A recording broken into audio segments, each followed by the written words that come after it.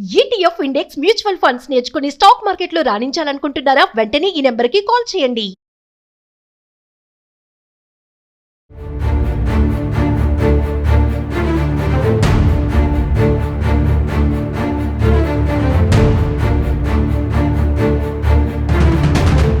నమస్తే, welcome to Suman TV. ప్రస్తుతం మనతో పాటు ఉన్నారు మేనేజ్మెంట్ కన్సల్టెంట్ సంపత్ సముద్రాల గారు. నమస్తే సార్. నమస్తే అండి. సార్, రీసెంట్గా సుచీర్ బాలాజీ భారత సంతతి చెందిన అమెరికాలో సూసైడ్ చేసుకున్నాడు. చూస్తున్నాం వీడియోస్ మనము. మరి 26 ఇయర్స్కి సూసైడ్ చేసుకోవడం గల కారణాలు ఏంటి? కొంతమంది అది హత్య అంటున్నారు, కొంతమంది ఆత్మహత్య అని కూడా అంటున్నారు. అంటే ఏం జరిగింది అంటారు? అసలు ఎవరి సుచీర్ బాలాజీ? అమ్మాయి సుచీర్ బాలాజీ అనే అబ్బాయి భారతీయ సంతతి చెందినవాడు. ఎందుకని అంటున్నాం అంటే వాళ్ళ అమ్మ నాన్న ఇద్దరు కూడా ఇండియన్స్, వాళ్ళిద్దరు కూడా టెక్నోక్రాట్స్, చాలా నాలెడ్జబుల్ ఉన్న ఇద్దరు ఎడ్యుకేటెడ్ పీపుల్. వాళ్ళు వెళ్ళి అక్కడ యుఎస్లో సెటిల్ అయ్యారు. సెటిల్ అయిన తర్వాత వాళ్ళ అబ్బాయి కూడా బాల మేధావి. వాడు ఏమిటంటే వాడికి 14 ఏళ్ల వయసు ఉన్నప్పుడే కంప్యూటర్ ఒలింపియాడ్ 2016లో he has what you call achieved accolades. Yes. And appreciations for a phenomenal knowledge and competency in the technical areas. అలాంటి తెలివిగల అబ్బాయి. అండ్ మీకు చాట్ జీపీటీ తెలిసే ఉంటుంది. ఈ చాట్ జీపీటీని క్రియేట్ చేసేప్పుడు ఉన్న టీంలో ఆ ఏజ్కే వాడు he was one of the important contributors and members. అలాంటి తెలివికెళ్ళ కుర్రాడు సడన్గా పోయాడు అని అంటే ఫస్ట్ ప్రశ్న అందరూ ఎందుకు అని అంటే ఈ ఏజ్లో ఉంటే మరి ఏదైనా ప్రెషరో, లైఫో, ఫ్యామిలీయో, మెంటల్ హెల్త్తో సూసైడ్ అని అనేస్తారు. అవునా? అలా సూసైడ్ అని అనేసారు. అది కాకుండా దాన్ని సూసైడ్ అని ఎందుకు అన్నారు అని అంటే పోలీస్ డిపార్ట్మెంట్ ఇన్వెస్టిగేషన్కి వచ్చిన వాళ్ళు వచ్చి చూసి ఏమన్నారంటే అబ్బాయి ఇంటి డోర్ తీయడానికి తాళం చెయ్యి ఉన్న వాళ్ళే డోర్ తీయచ్చు, లేకపోతే తీయరాదు.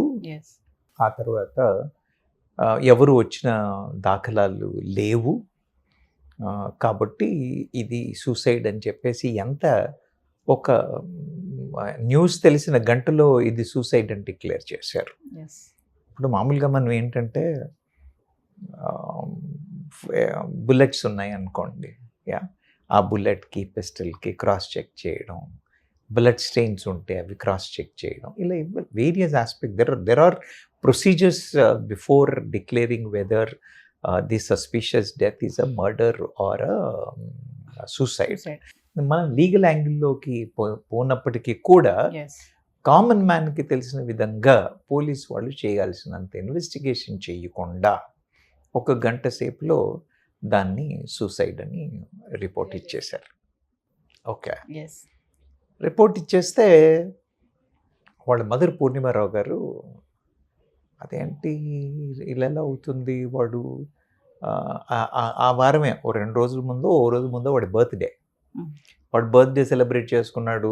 వాళ్ళ ఫ్యామిలీతో వీడియో కాల్స్ అయ్యాయి, ఫ్రెండ్స్తో బాగా సెలబ్రేట్ చేసుకున్నాడు. ఈ was in a very happy and jovial mood. అలాంటి వీడు ఎలా సూసైడ్ ఎందుకు చేసుకుంటాడు అంటే ఫ్యామిలీకి అయితే తెలుస్తుంది కదా, ఏదో ఇన్నేట్ రీజన్ ఏదో ఉండి ఉంటే, ఒకవేళ ప్రొఫెషనల్ సంబంధం కాకుండా ఫ్యామిలీ సంబంధమో, పర్సనల్ ఇష్యూస్ సంబంధమో, ఫ్రెండ్స్, సొసైటీయో, ఇది ఏది ఉన్నా కూడా అయితే పేరెంట్స్కో లేకపోతే ఫ్రెండ్స్కో ఎవరికో ఒకడికో క్లూ ఉండాలి. వీళ్ళందరికీ అలాంటి ఆస్కారం ఏమీ కనబడలేదు. తరువాత పోనీ చేసుకున్నాడే అనుకుందాం, సూసైడ్ నోట్ ఉందా అంటే there is nothing like that. Suicide note లేదు, పోలీసు వాళ్ళు సరిగా ఇన్వెస్టిగేట్ చేసినట్టు లేదు. అందుకని వాళ్ళ అమ్మకు కంగారుపడి ఇలా అయితే లాభం లేదని వాళ్ళిద్దరు ఒకే దగ్గర ఉండరు. వీడు ఉద్యోగాని కోసం ఇక్కడికి వచ్చేసాడు, వీడు వేరే సెపరేట్ ఫ్లాట్లో ఉంటాడు కాబట్టి వాళ్ళిద్దరు పేరెంట్స్ బయలుదేరి వచ్చేసి వీడి ఫ్లాట్కి వచ్చారు.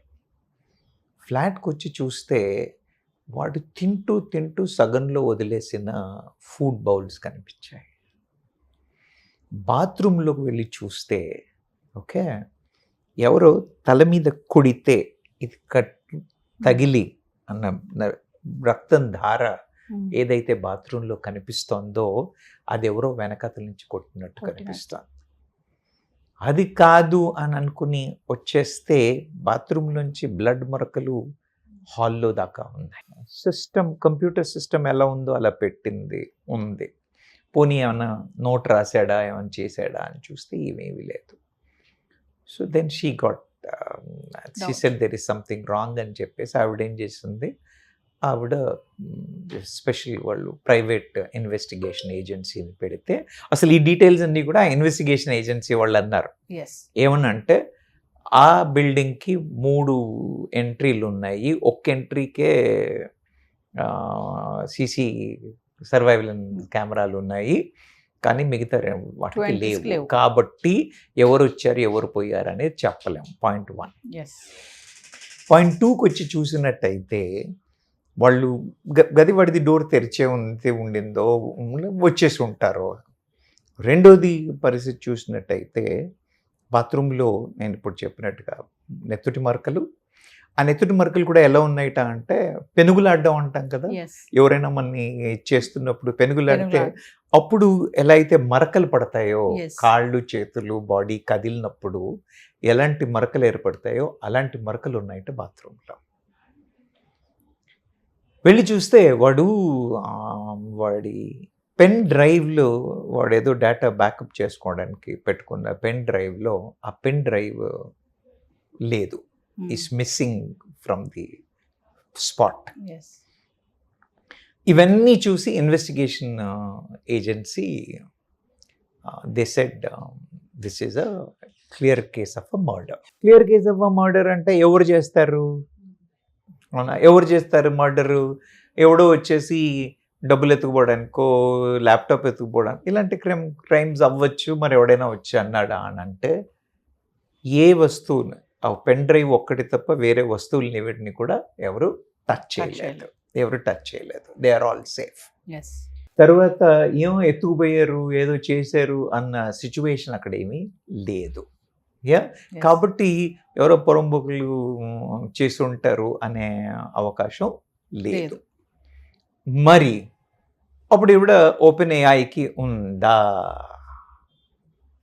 ఏమిటి వీడికి ఓపెన్ ఏఐకి అని అంటే, వాడు 2018లో వాడు కాలేజ్ కోర్సులో ప్రకారంగా he actually did his internship. తర్వాత 20లో వచ్చి ఎంప్లాయీగా జాయిన్ అయ్యాడు.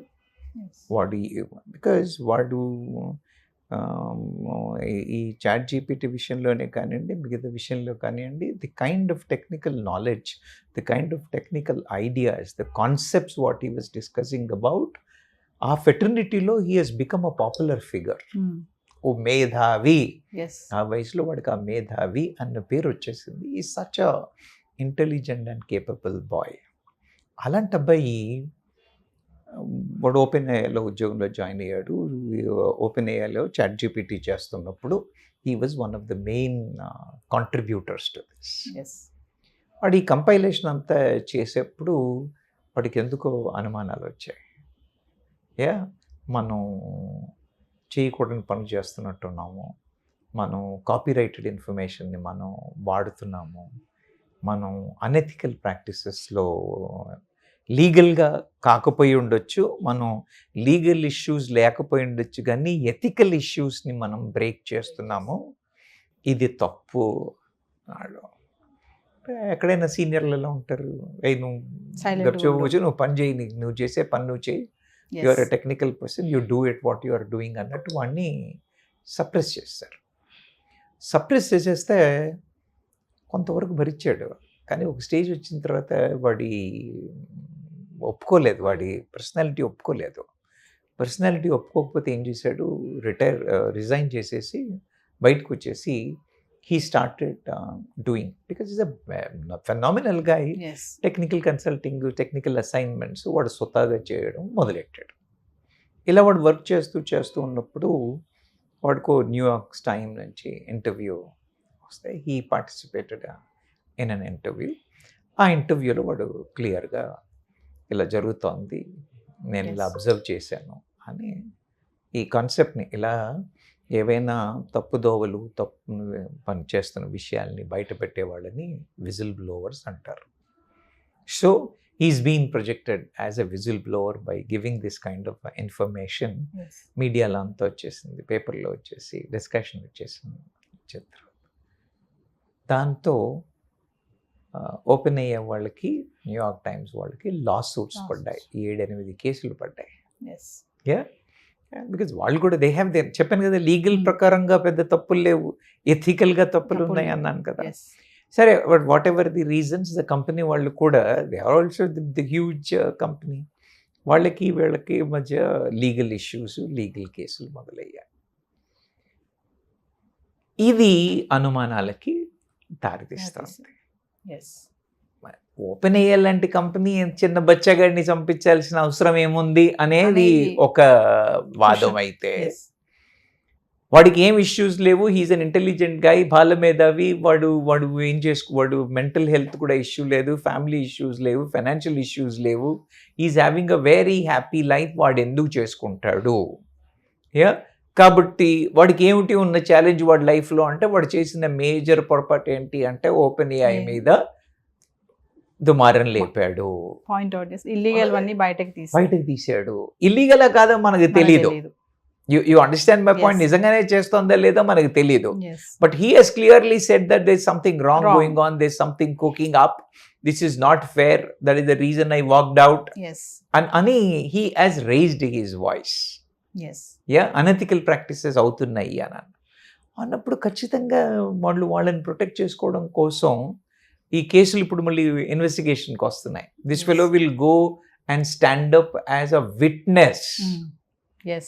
అవునా కదా? రేపు పొద్దున ఈ కేసులో నువ్వు ఇంటర్వ్యూలో చెప్పావు, నువ్వు ఈ కేసు ఏంటి అని అన్నప్పుడు కోర్టులో వీడు విట్నెస్ అవుతాడు. కోర్టులో విట్నెస్ అయినప్పుడు then he will reveal whatever the data. ఈ రీజన్గా హత్య అయి ఉండొచ్చు అనేది ఒక విషయం. ఇంకో వాదన ఏంటి అని అంటే, నేను ఇప్పుడు వెళ్ళి నిలబడాలి, నేను ఎవిడెన్స్ ఇవ్వాలి, ఇంత పెద్ద కంపెనీకి అగేన్స్ట్గా నేను ఎవిడెన్స్ ఇస్తే నా పరిస్థితి ఏమవుతుందో అని హత్య చేసుకుని ఉంటాడు. అదొక డౌట్, అదొక వాదన. అది వాదనే, అది ఎంతవరకు అనేది. ఈ లోపల ఏమైంది, ఈ ఇన్వెస్టిగేషన్ తర్వాత జార్జ్ వెబ్ అనే ఓ జర్నలిస్ట్, ఆయన వెళ్ళి కూడా ఆయన మొత్తం వీడియోలు తీసి బాత్రూమ్ పిక్చర్స్ వాడి ఇంట్లో, ఇప్పుడు నేను చెప్పిన స్టోరీ ఏదైతే ఉందో ఆయన మొత్తం దాన్ని వీడియో తీసి హీ హ్యాస్ పబ్లిష్డ్ న్యూస్. ఆయన అలా పబ్లిష్ న్యూస్ చేయగానే వాళ్ళ అమ్మగారు వచ్చేసి, రా బుర్రలేదని నీకు, ఏది పడితే అది మాట్లాడుతున్నావు, ఏంటి యూజ్ చేస్తున్నావు అని ఆవిడ కొంచెం అప్సెట్ అయ్యారు. బట్ వెన్ షీ రియలైజ్డ్, ఇప్పుడు అంతకుముందు ఇది ఆత్మహత్య కాదు అంటే మీరు ఎలా చెప్తారు, మీకేం తెలుసు అని అడుగుతారు జనాలు.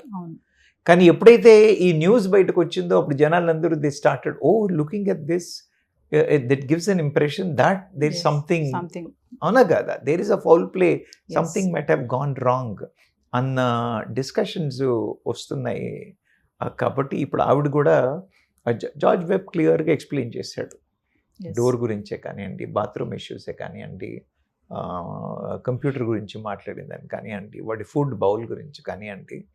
తర్వాత ఇప్పుడు ఇల్లంతా వెతికినట్టుగా చేసినట్టుగా, you understand my point, transact చేసింది క్లియర్గా కనబడుతోంది పబ్లిష్ చేసిన ఫొటోస్లో. ఇదన్నీ చూసినట్టయితే it is a plan murder అన్నట్టుగానే ఉంది. కానీ మరి మనం మర్డర్ అని చెప్పొచ్చా అంటే, we are not very sure and we can not conclude that, but there is a possibility. Elon Musk కూడా స్పందించారంట కదా సార్? ఎలాన్ మస్క్ స్పందించడం అంటే, అమ్మ, Elon Musk was also earlier with open AI. Okay, ఆయన కూడా కొంత షేర్ ఉండింది, ఆయన he was part of it, but he moved out on a late date, he is no more with them. ఆయన అడిగేది కూడా ఈ రీజన్స్ ప్రకారంగా ఆయన ఏం ట్వీట్ చేశాడు అని అంటే, ఇవన్నీ చూస్తూ ఉంటే ఇది ఆత్మహత్య కాదు, ఇది ఖచ్చితంగా హత్యే. మరి హత్యే మామూలు ఎవరో చేసి డబ్బు కోసమో దొంగతనాని కోసమో చేసిన లాగా కనబడట్లేదు, కాబట్టి అవకాశాలు అన్నట్టుగా he has tweeted, and that's how the case has become much more serious and popular and being circulated a lot in the media. Sir మరి ఇప్పుడు ఈ పరిస్థితిలో యువత తెలుసుకోవాల్సిన విషయాలు ఏంటంటారు? దీని గురించి మంచి తెలుసుకోవడానికి ఉంది. ఒకటి, ముందు భయపడతాం. అవునా? ఇలాంటి పరిస్థితులు అయితే ఎలా అని భయపడతాం. రెండవది, ఈ జనరేషన్లో కూడా మనం న్యాయంగా ఉండాలి, ప్రొఫెషనల్గా ఉండాలి, ధర్మంగా ఉండాలి అని అంటే ధైర్యం చేసి నోరెత్తాలి. అవునా కదా? మరి లేకపోతే ఎలా?